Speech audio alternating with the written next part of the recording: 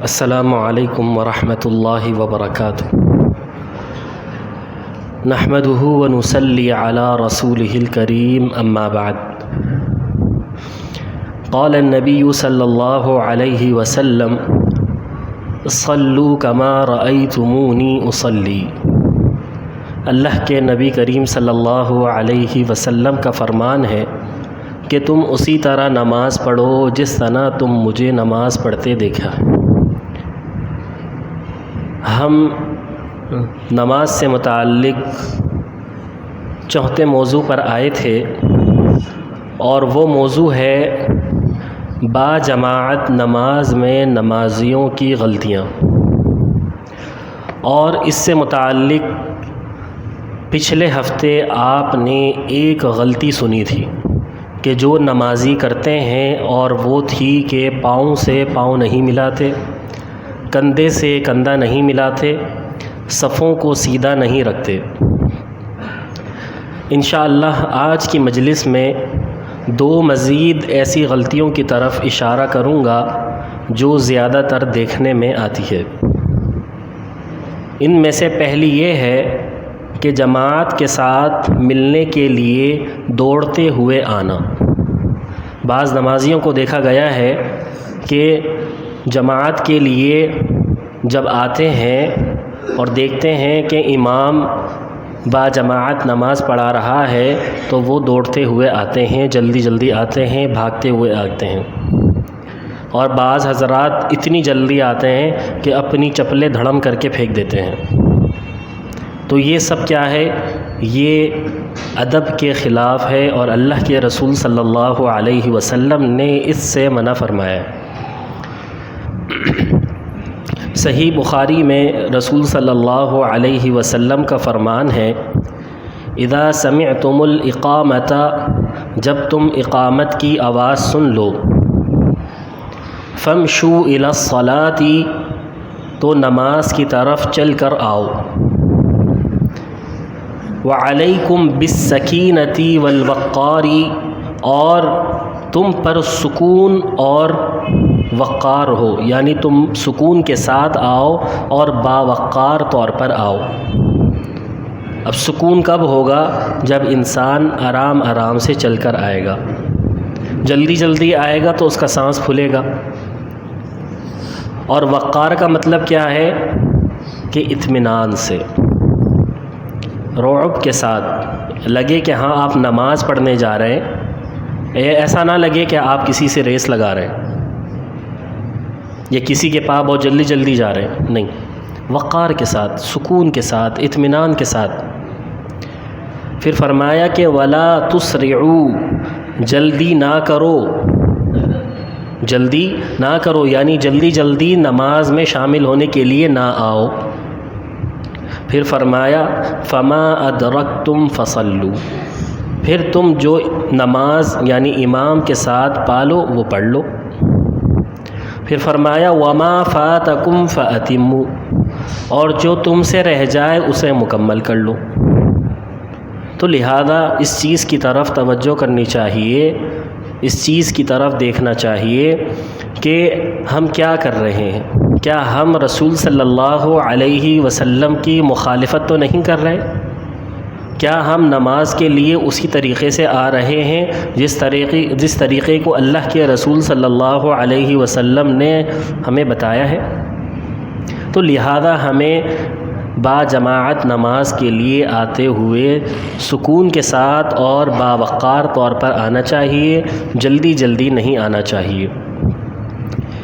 اسی طرح دوسری بات اور جو دوسری چیز دیکھی گئی ہے وہ ہے نماز کے اعمال میں امام سے سبقت لے جانا۔ حالانکہ پتہ ہے کہ جب تک امام سلام نہیں پھیرے گا آپ نماز سے فارغ نہیں ہو سکتے، لیکن پھر بھی لوگ کوشش کرتے ہیں امام سے پہلے جانے کی۔ اس میں کیا فائدہ ہے؟ بلکہ رسول صلی اللہ علیہ وسلم کی احادیث کی مخالفت ہے۔ تو لہذا آپ امام کے تابع ہیں جس طرح امام نماز پڑھے گا آپ کو اسی طرح نماز پڑھنی ہے۔ آپ کے جلدی نماز پڑھنے سے، باجماعت میں جلدی کرنے سے کوئی فرق نہیں پڑے گا، بلکہ الٹا آپ پر ہی گناہ ہوگا کہ آپ امام سے سبقت لے جانے کی کوشش کر رہے ہیں۔ تو لہذا اس چیز کا خیال رکھا جائے کہ امام سے سبقت نہ لے جائے۔ بعض لوگ امام سے پہلے رکوع کے لیے جانے لگ جاتے ہیں، بعض لوگ رکوع سے سر اٹھانے لگ جاتے ہیں، اور بعض لوگ امام سے پہلے ہی سجدے میں جانے لگ جاتے ہیں۔ نہیں، ایسا نہیں کرنا چاہیے۔ یہ کیا ہے؟ یہ امام کی مخالفت ہے اور اللہ کے رسول صلی اللہ علیہ وسلم کی احادیث کے خلاف عمل ہے۔ صحیح مسلم میں حضرت انس رضی اللہ تعالی عنہ سے روایت ہے کہ ایک دن رسول اکرم صلی اللہ علیہ وسلم نے ہمیں نماز پڑھائی، پھر ہماری طرف منہ کر کے ارشاد فرمایا، یا ایھا الناس، اے لوگو، انی امامکم، میں تمہارا امام ہوں، فلا تسبقونی بالرکوع ولا بالسجود ولا بالقیام ولا بالانصراف، لہذا تم مجھ سے سبقت نہ لے جاؤ رکوع میں، اور نہ ہی سجدے میں، اور نہ ہی قیام میں، اور نہ ہی سلام پھیرنے میں۔ تو لہذا امام سے سبقت نہیں لے کے جائیے۔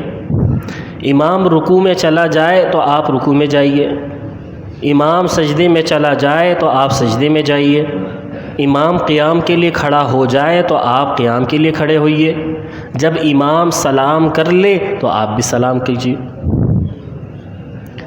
کیوں؟ سبقت لے جانے میں آپ کا کوئی فائدہ نہیں ہے بلکہ نقصان ہی ہے۔ اسی طرح امام سے سبقت لے جانا اتنا سنگین جرم ہے کہ رسول صلی اللہ علیہ وسلم نے فرمایا، اما یخشی الذی یرفع رأسہ قبل الامام، وہ شخص جو امام سے پہلے اپنا سر اٹھاتا ہے، مجھے اس کے بارے میں کیا ہے؟ ڈر ہے۔ کس چیز کا ڈر ہے؟ کہ ان یحول اللہ رأسہ رأس الحمار، کہ اللہ تعالیٰ اس کے سر کو گدھے کے سر سے نہ بدل دے۔ اللہ تعالیٰ اس کے سر کو، اس کے چہرے کو گدھے کے چہرے سے نہ بدل دے۔ یہ صحیح روایت ہے، صحیح بخاری کی روایت ہے۔ تو لہذا ہمیں غور و فکر کرنا چاہیے، ہمیں توجہ کرنی چاہیے، ہمیں دیکھنا چاہیے کہ ہم کیا کر رہے ہیں۔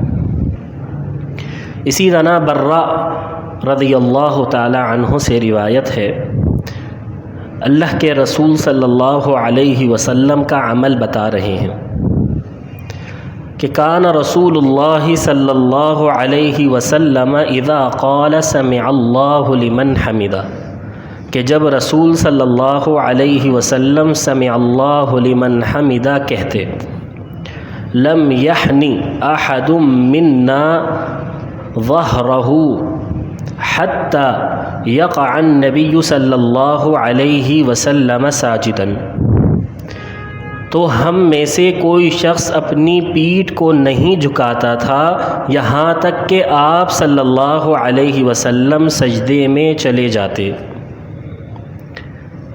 ثم نقع سجودا بعدہ، پھر ہم بھی سجدے میں گر جاتے۔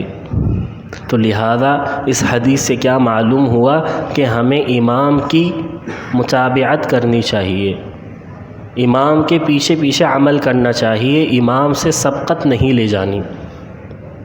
تو لہذا ہمیں ان چیزوں کی طرف توجہ کرنی چاہیے۔ انشاءاللہ کل کی مجلس میں ہم فاتحہ خلف الامام سے متعلق بات کریں گے کہ کیا امام کے پیچھے خاص سری نماز ہو یا جہری نماز ہو سورہ فاتحہ پڑھ سکتے ہیں یا نہیں، اور انشاءاللہ اس سے متعلق آپ کے سامنے وہ احادیث بیان کی جائیں گی جن میں باقاعدہ نماز کا ذکر ہے، باجماعت نماز کا ذکر ہے۔ اور ان علماء احناف کے بھی اقوال ذکر کیے جائیں گے کہ جو اس بات کے قائل ہیں اور اس عمل کے قائل ہیں۔ اللہ تعالیٰ سے دعا ہے کہ اللہ تعالیٰ ہمیں صحیح معنوں میں قرآن اور حدیث کے مطابق اپنی نماز ادا کرنے کی توفیق عطا فرمائے۔ وآخر دعوانا ان الحمد للہ رب العالمین۔